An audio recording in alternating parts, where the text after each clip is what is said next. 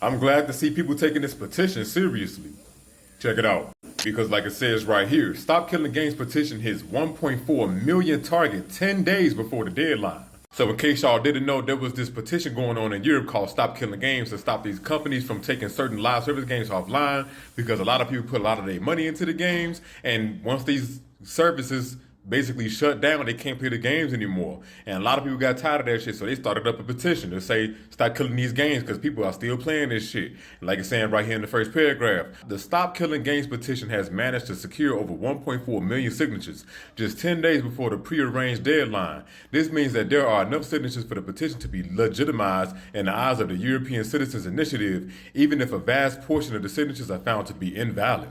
I really hope this petition hit the Americans because I'm pretty sure it's a lot of y'all that would love to sign this petition. Even me, I'll sign this motherfucker too, man. Just because it is a lot of games out here that get shut down for no apparent reason, and it's a lot of people that put a lot of money into these games. And basically all of that progression, all of that money would be good for nothing. You know what I'm saying? Just because these companies want to shut down the games or they don't have the money to keep these servers up. And which a lot of the times that's what it be. They don't have the money to keep these servers up, and that's one of the reasons, I'm not going to say the main reason, but one of the reasons why they shut these servers down. But this goes beyond live service games, like it's saying right here in the first paragraph. Stop Killing Games is a movement that is trying to work within the realms of preservation to make it so that no video game ever goes offline. It's not asking that publishers and developers actively support games long after they've had their time on the market, but it does request that a method is provided to keep them at least playable once service has been shut down. And I agree with this, man. Like I said previously, it's a lot of people that play a lot of these games out here and they sink a lot of money into this shit because they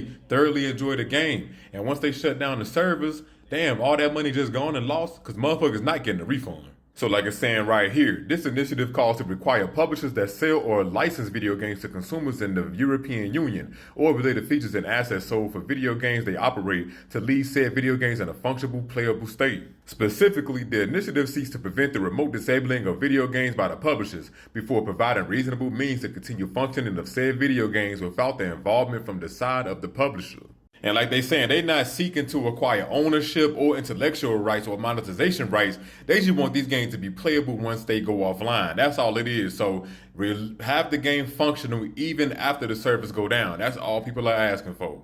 So shout out to them folks over there in Europe for putting this petition together. I'm all for it because, man, it does suck that people put in hundreds of dollars, thousands of dollars into a live service game, and then the shit goes offline and they can no longer play the game anymore. And then all of that money and progress is lost. That shit sucks, man. So shout out to them for putting this shit together. But you let me know in the comments, how do you feel about the Stop Killing Games petition?